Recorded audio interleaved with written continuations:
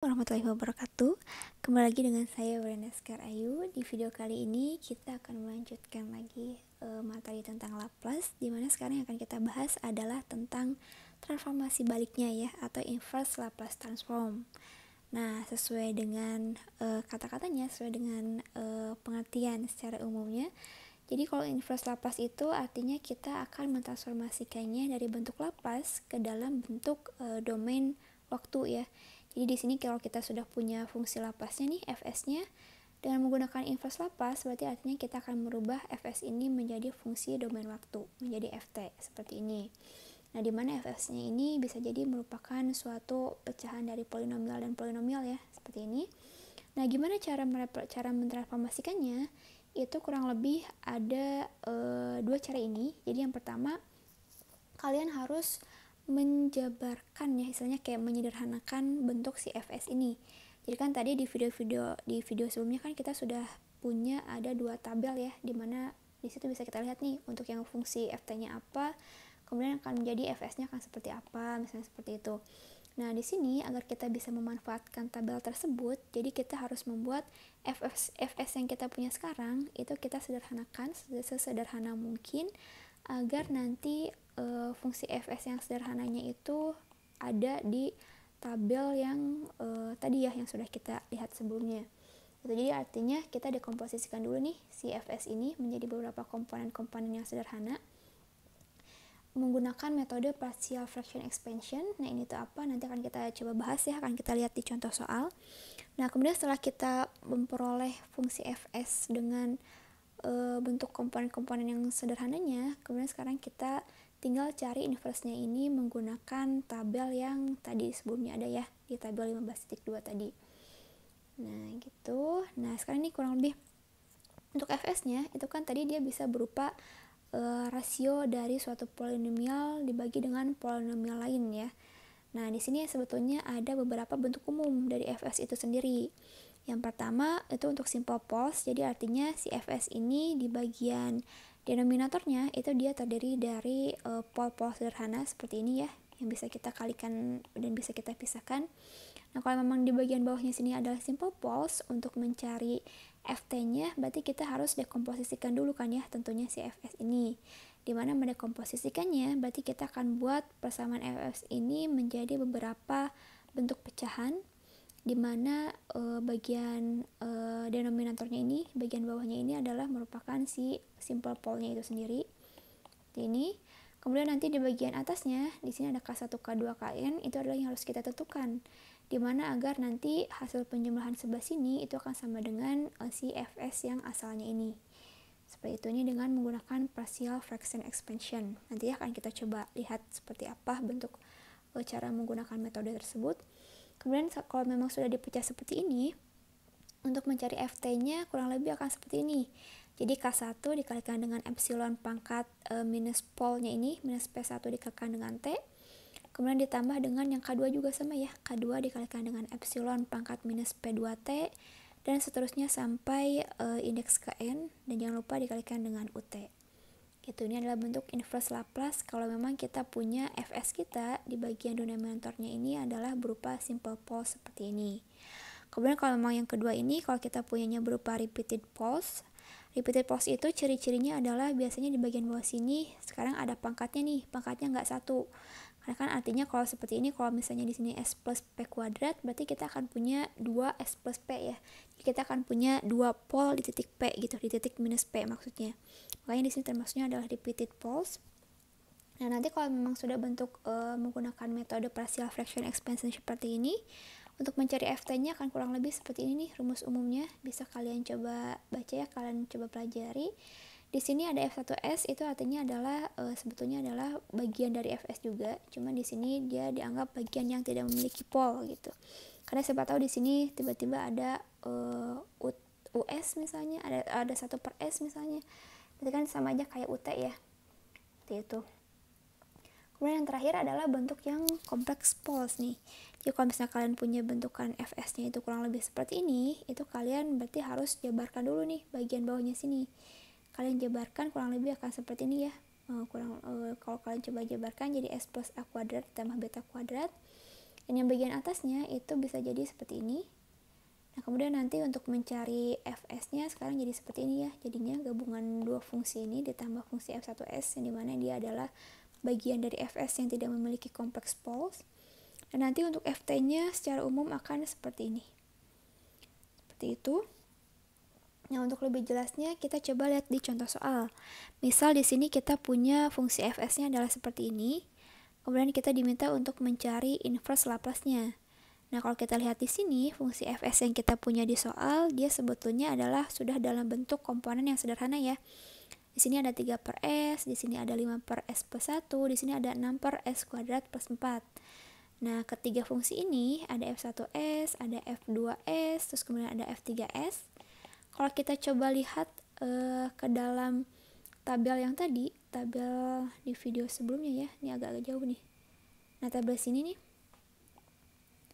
Nah, kalau kita lihat secara lebih mendetail, tadi kan ada yang pertama ada 3 per S ya, atau dia sama aja kayak 3 dikalikan dengan 1 per S kan ya. Nah, berarti artinya yang bentuk tadi itu sudah dalam bentuk sederhana. Jadi kita bisa langsung menggunakan tabel sebelah sini. Jadi yang 3 per S tadi, karena 1 per S-nya itu adalah UT ya. Sehingga kalau kita punyanya adalah 3 per S, berarti sama aja kayak 3 UT. Seperti itu untuk inverse Laplace-nya. Gitu. Ini sebentar ya, agak jauh. Nah, sini. Jadi ini karena di sini kan dia gabungan dari F1S, F2S dan juga F3S. Jadi untuk mencari inverse Laplace-nya sama aja kayak kita cari satu persatu dulu nih. Inverse Laplace dari F1, inverse Laplace dari F2 dan juga inverse Laplace dari F3. Kemudian tinggal kita gunakan lagi tabel yang tadi. Jadi ntar kurang lebih kita akan memperoleh hasilnya seperti ini ya, FT-nya. Untuk 3 per S, karena 1 per S itu tadi adalah UT ya. Berarti kalau kita punya 3 per S, dia sama aja kayak 3 UT. Di sini UT-nya kita keluarin, jadi sebelah sini hanya ada 3. Kemudian ini karena ada 1 per S plus 1, dia adalah bentuk yang eksponensial ya. Untuk E pangkat min T. Nah, tapi karena di sini ada pengalinya 5, berarti kita kalikan juga dengan 5. Dan sebelah sini, dia sebetulnya adalah bentuk dari sinusoidal ya. Karena kan sinusoidal kan adalah omega per S kuadrat tambah omega kuadrat nih bentuk Laplace-nya. Kalau kita anggap omeganya ini adalah 2, berarti nanti kita akan punya 2 per S kuadrat ditambah 4 seperti itu ya. Gitu, jadi kita akan punya omeganya itu adalah 2, kita akan punya sin 2T. Nah, karena di sini 6, berarti artinya sebelah sini ada pengali sebelumnya, yaitu adalah 3 ya. Jadi kita akan punya 3 dikalikan dengan sin 2T seperti ini, dikalikan dengan UT semuanya, jangan lupa. Seperti itu.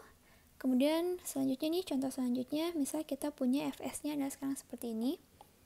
Suatu polinomial ya, di atas suatu fungsi transfer yang rasio antara polinomial terhadap polinomial lagi. Nah, kalau seperti ini, cara pertama yang harus kita lakukan adalah sekarang kita menggunakan yang namanya tadi yang sudah saya sebutkan, ada metode partial fraction expansion. Jadi artinya kita akan memecah suatu pecahan ini, satu pecahan satu ini kita akan pecah menjadi beberapa pecahan lainnya gitu. Jadi di sini karena di bagian denominatornya ini ada S plus 2 dan juga S plus 3. Jadi kalau kita mau pecah, kita akan membuat 3 pecahan baru. Ada yang A per S, ditambah B per S plus 2, dan juga ditambah C per S plus 3. Nah, tugas kita sekarang adalah kita mencari nih nilai A, B, dan juga C-nya itu seperti apa. Gitu. Ini untuk mencarinya kita bisa menggunakan metode residu. Jadi untuk mencari A nih di awal sama aja kayak kita buat gini. A itu akan sama dengan, ini karena di sini ada S dan ini itu adalah sebetulnya adalah Fs ya. Fs. Jadi untuk mencari A sama aja kayak kita kalikan nih S ke dalam Fs ini. S kalikan dengan Fs, di mana S-nya itu akan sama dengan 0. Jadi kita masukkan nanti S-nya itu sama dengan 0. Kayak gini ya. Kalau S dikalikan dengan Fs, berarti nanti S yang bawah sini akan hilang. Jadi kita tinggal punya seperti ini, kemudian kita masukkan nih S sama dengan 0-nya. Kita akan punya 12 per 2 ditambah 3 ya. 2 dikalikan 3 maksudnya di bagian bawahnya. Jadi kita akan punya A-nya itu adalah 2. Untuk mencari B sama juga kayak tadi. Jadi B itu sama aja kayak, karena di sini S plus 2, berarti S plus 2 dikalikan dengan Fs. Kemudian kita masukkan saat S-nya itu sama dengan min 2 ya, sebelah sininya. Kita akan punya kurang lebih segini nih, min 8.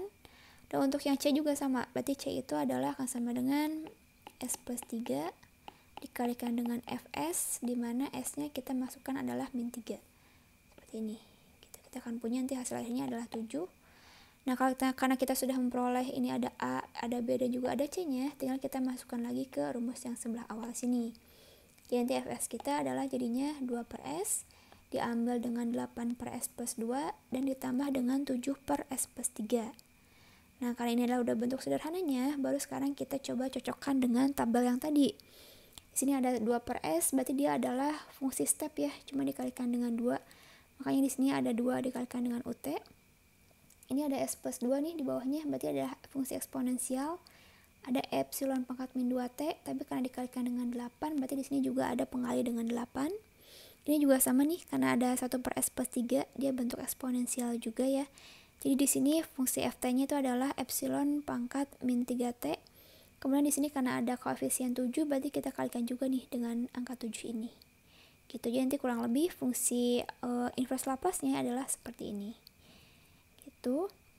Kemudian yang contoh yang terakhir, misal kita punyanya sekarang seperti ini nih. Ada di sini ada pangkat yang kuadratnya nih, sebelah sini. Nah, kalau kalian punya bentuk yang ada kuadratnya di sini, untuk mencari metode partial fraction expansion-nya, kita akan sekarang jadinya akan ada 4 pecahan kecil. Ada yang A per S, kemudian B per S plus 1, dan juga C per S plus 2 kuadrat. Yang terakhir adalah D per S plus 2. Seperti ini. Kemudian untuk yang mencari A-nya sama kayak tadi ya, kita kalikan dengan ini S, kita kalikan dengan VS ini. Kemudian kita bikin S-nya sama dengan 0. Jadi akan seperti ini, kita masukkan nih S sama dengan 0, kurang lebih nanti kita akan punya seperti ini A-nya. Kemudian untuk yang S plus 1, untuk yang mencari B, berarti kita kalikan dengan S plus 1 kalikan dengan VS, di mana S-nya kita gunakan negatif 1. Jadi kurang lebih nanti hasil akhirnya akan seperti ini. Yang untuk C-nya juga sama nih, karena kuadrat, berarti kita kalikan ini ya, S plus 2 kuadrat dikalikan dengan VS, di mana S-nya kita gunakan sama dengan min 2. Nah, ini kalau kita sudah masukkan ke dalam persamaan ini, kita akan dapat kurang lebih seperti ini nih nilainya untuk yang C. Dan terakhir untuk yang D sebelah sini, ini karena awalnya karena ada kuadrat ini, jadi untuk mencari yang D ini kita menggunakan turunannya seperti ini. Jadi untuk mencari D sama aja kayak turunan D per DS ini, turunan dari S plus 2 kuadrat dikalikan dengan VS. Terus kita masukkan saat S-nya sama dengan min 2. Jadi kita memperoleh ini, tapi kita harus turunkan dulu terhadap S. Kita akan memperoleh persamaan yang sebelah sini, kemudian kita masukkan S-nya sama dengan min 2. Jadi kurang lebih kita akan memperoleh hasil D-nya itu adalah 13 ini. Gitu. Nah, setelah kita memperoleh nilai ABCD dari keempat ini, kita tinggal masukkan lagi ke rumus yang sebelah sini.